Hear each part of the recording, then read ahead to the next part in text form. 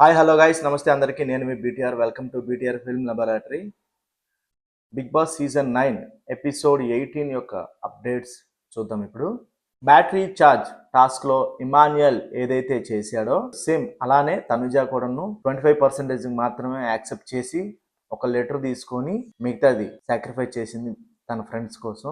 Emmanuel is the game changer ఈ ఎపిసోడ్లో. Emmanuel is the torch bearer of this episode. మోరల్గా కూడా ఫాలో అయ్యేలాగా చేశాడు. Very good Emmanuel.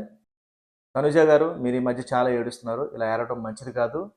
ఏదైనా ప్రాబ్లం వస్తే కనుక దాన్ని సొల్యూషన్ ఏంటి అన్నది ఫైండ్ అవుట్ చేసి సాల్వ్ చేయాలి, కానీ ఇలా ఏడిస్తే ఎలాగండి? మీరు ఇలాగే ఏడుస్తూ ఉంటే మిమ్మల్ని చూస్తున్న మీ ఫ్యాన్స్ కూడాను రేపు పొద్దున్న వాళ్ళకు కూడా ఏదైనా ప్రాబ్లం వస్తే సాల్వ్ చేయడం మానేసి ఏడవటం స్టార్ట్ చేస్తారు. తనుజ గారి ఫ్యాన్స్కి నేను ఒకటే చెప్తున్నాను, దయచేసి సెలబ్రిటీస్ ఎవరైనా సరే వాళ్ళు ఏదైతే చేస్తున్నారో మన జీవితంలో కూడా మనం అలాగే చేయాలి అని ఇప్పుడు అనుకోకండి. ఎందుకంటే వాళ్ళ జీవితాలు వేరు, మన జీవితాలు వేరు. వాళ్ళ ఎమోషన్స్ వేరు, మన ఎమోషన్స్ వేరు. వాళ్ళ ప్రాబ్లమ్స్ వేరు, మన ప్రాబ్లమ్స్ వేరు. సంజన గారు, ప్రియ గారు బజర్ ప్రెస్ చేసే టైంలో ప్రియ గారు ఫస్ట్ టచ్ చేశారు. సంజన గారు ఓవర్లాప్ చేసి ప్రియ మీద పడిపోయారు. బట్ అక్కడ సంజన గారు ఫీల్ అవుతుంది ఏంటంటే నేనే టచ్ చేశాను అని ఫీల్ అవుతున్నారు ఆవిడ. బట్ ఆవిడ టచ్ చేయలేదు. ఎందుకంటే చూస్తున్న ఆడియన్స్కి తెలుసు, అక్కడ సంచాలక్కి తెలుసు, హౌస్ మేట్స్కి కూడా తెలుసు ఎవరు టచ్ చేశారన్నది. సో సంచాలక్గా శ్రీజ మంచి డెసిషన్ తీసుకుంది. ప్రియాకి ఫస్ట్ అయితే కొంచెం ఫ్లిప్ అయింది, తన క్లారిటీ లేకపోవడం వల్ల. తర్వాత ఏదైతే ఆ విషయం క్లారిటీగా వచ్చిందో తర్వాత స్టాండ్ తీసుకుంది ప్రియా వైపు స్టాండ్ తీసుకొని ప్రియాకి ఛాన్స్ ఇచ్చింది. సూపర్. సో ప్రియాకి ఆప్షన్ లేకుండా పోవడంతో 40% సెలెక్ట్ చేసుకుంది. ప్రియా గారు, మీరు ఒక డాక్టర్ అయ్యిండి కూడాను, మీకు ఎథిక్స్ తెలుసు, మీకు కామన్ సెన్స్ ఉంది. అయినా కూడా శ్రీజ ఏదైతే సంచాలక్గా డెసిషన్ తీసుకుందో ఆ టైంలో మీరు హర్ట్ అవుతే ఓకే, ఎవరు హర్టింగ్స్ వాళ్ళకు ఉంటాయి. బట్ ఆవిడ ఒక అంపైర్ లాగా ఆవిడ ఒక సంచాలక్ పెట్టారు. సో ఆవిడ ఒక డెసిషన్ తీసుకున్నప్పుడు దానికి రెస్పెక్ట్ చేయాలి. అంతే తప్ప కానీ టూ అని ఉయ్యటం అనేది కరెక్ట్ కాదు. టూ అనడం కూడా కరెక్ట్ కాదు. ఎంత పోనీ మీ ఫ్రెండ్ అయినా సరే తను అలాంటి జెస్టర్స్ పాస్ చేయకూడదు. చాలా హర్టింగ్ అనిపిస్తాయి. తను కూడా ఒక software employee, software developer. So ఒక హోదా నుంచి వచ్చింది తను. సో తన పేరెంట్స్ ఏం ఫీల్ అవుతారు, తన ఫ్రెండ్స్ ఎంతలా ఫీల్ అయి ఉంటారు మీరు అలా చేయటం వల్ల. ఇప్పుడే కాదు, ఇప్పుడు కూడా గైస్, ఇప్పుడు ఎదుటి వాళ్ళని తూ అనడం మాత్రం కరెక్ట్ కాదు. ఎప్పటిలాగానే సంజన గారు ఫ్లోరా గారిని ఇన్ఫ్లుయెన్స్ చేసి బిగ్ బాస్ తనూజాకి ఇచ్చిన కాఫీ పౌడర్ని దొంగతనం చేసేలా చేసింది. రేపు పొద్దున్న ఏదైనా ప్రాబ్లం వస్తే ఫ్లోరానే ఫేస్ చేయాలని ఆలోచన అనుకుంటాను. ఎందుకంటే ఇవిడ కంటెంట్ క్రియేటర్ కదా, ప్రాబ్లమ్స్ క్రియేట్ చేస్తారు, రూల్స్ బ్రేక్ చేస్తారు, ఆవిడే మళ్ళీ రూల్స్ మేక్ చేస్తారు. ఏంటో ఆవిడ. బిగ్ బాస్ ఏమన్నా నువ్వు ఆడిస్తున్నావా చెప్పు? మామూలుగా లేదు అసలు. ఏంటి సుమన్ గారికి 10% ఉందని చెప్పి హౌస్లో భరణి గారి యొక్క సీక్రెట్ బాక్స్ ఓపెన్ చేసి అందులో ఏముందో ఎక్స్ప్లెయిన్ చేసేలా చేస్తే బ్యాటరీ ఇంక్రీజ్ అవుతుందా? అసలు ఇది మామూలు విషయం కాదు. మీరు ఎన్ని టాస్కులు పెట్టినా భరణి గారి విషయంలో Bharani garu is the winner. Fix. Bharani garu అందరి మనసును దోచుకుంటున్నారు. తను సుమన్ శెట్టి గారి కోసం, సుమన్ శెట్టి గారి ఫ్యామిలీ కోసం ఆ బాక్స్ ఓపెన్ చేసి తను ఆ బాక్స్లో లాకెట్లో ఏముందన్నది ఆడియన్స్కి ఎక్స్ప్లెయిన్ చేశారు. నిజంగా ఎక్స్ట్రాడినరీ అది. ఒకటి గురువు, రెండు వాళ్ళ అమ్మగారు.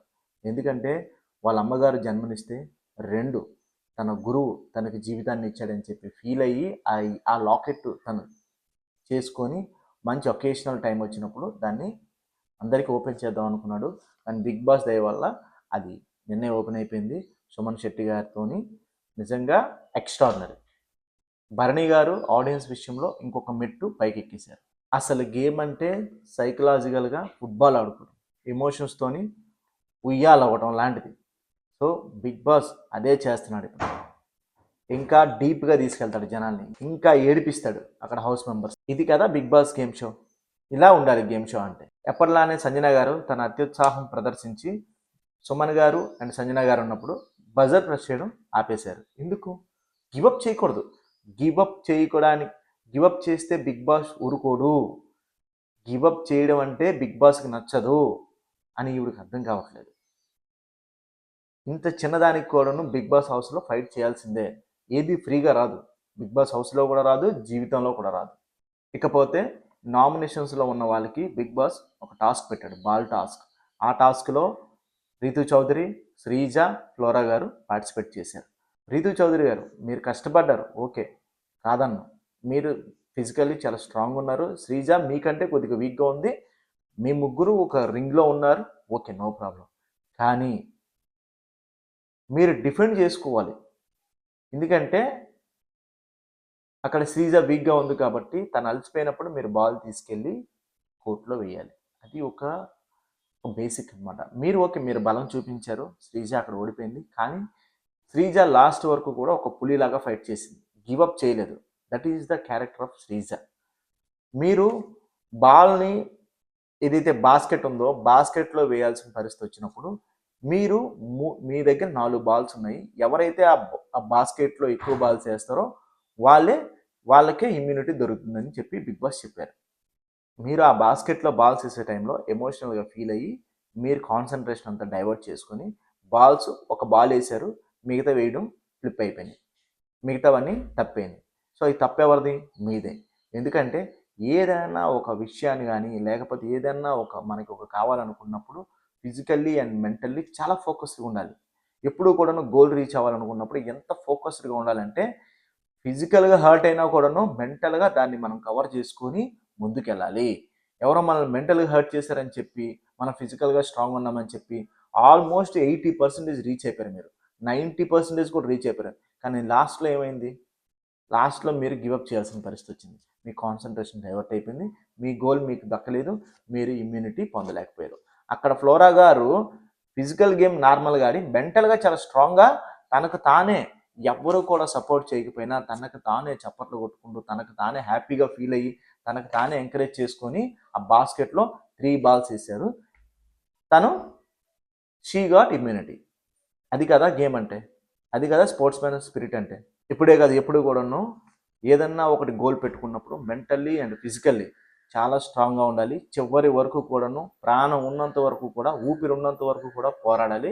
గోల్ని రీచ్ అయ్యేంత వరకు అస్సలు తగ్గకూడదు, చివరి వరకు కూడాను. థ్యాంక్ యూ గాయస్, ఇది ఈరోజు అప్డేట్స్. మీకు నచ్చింది అనుకుంటున్నాను. Thank you for watching. Subscribe చేయండి, ఫాలో చేయండి, బెల్ ఐకాన్ ప్రెస్ చేయండి. రోజుకు ఒక వీడియో కాదు, రోజుకు 2-3 వీడియోలు రిలీజ్ చేస్తున్నాను. ఎందుకంటే ఖచ్చితంగా యూట్యూబ్లో సక్సెస్ అవ్వాలని ఒక థాట్తోనే స్టార్ట్ చేశాను. అసలు నెవర్ గివ్ అప్. అసలు గివ్ అప్ చేయడం అనేది ఉండదు జీవితాంతం.